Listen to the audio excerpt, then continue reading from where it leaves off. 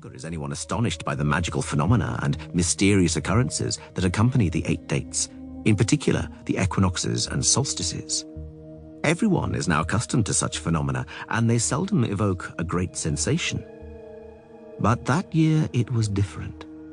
That year people had, as usual, celebrated the autumnal equinox with a solemn family meal, during which all the kinds of fruits from that year's harvest had to be arrayed on the table, even if only a little of each.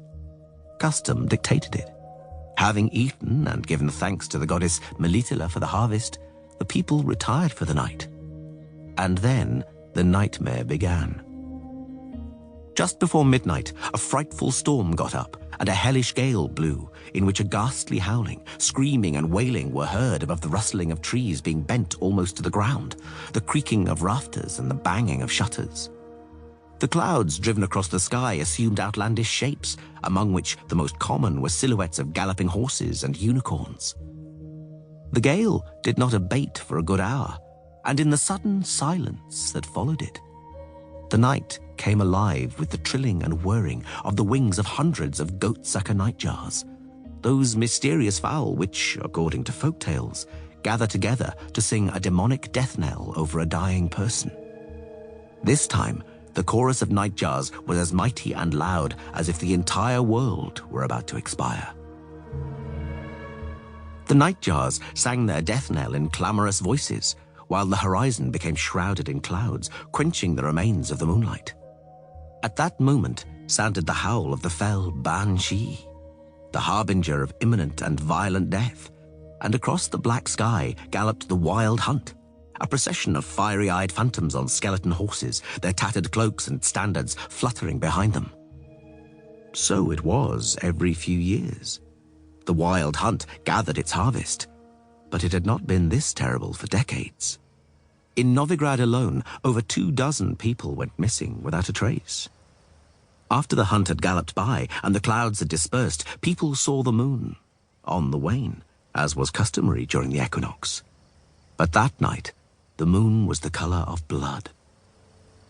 Simple folk had many explanations for these equinoctial phenomena, which tended to differ considerably from each other according to the specifics of local demonology.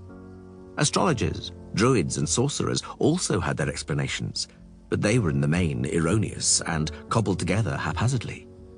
Few, very few people were able to connect the phenomena to real facts. On the Isles of Skellige, for example, a few very superstitious people saw in the curious events a harbinger of Teith Direia, the end of the world, preceded by Ragnarok, the last battle between light and darkness. The violent storm which rocked the islands on the night of the autumn equinox was regarded by the superstitious as a wave pushed by the prow of the fearsome Naglfar of Morhuch, a longship with sides built of dead men's fingernails and toenails, bearing an army of spectres and demons of chaos. More enlightened or better informed people, however, linked the turmoil of the heavens with the evil witch Yennefer and her dreadful death.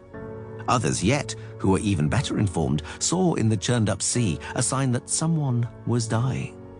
Someone in whose veins flowed the blood of the kings of Skellige and Sintra. The world over, the autumn equinox was a night of spectres, nightmares and apparitions, a night of sudden, suffocating awakenings, fraught with menace, among sweat-soaked and rumpled sheets. Neither did the most illustrious escape the apparitions and awakenings. Emperor Emrieva Emrys awoke with a cry in the Golden Towers in Nilfgaard.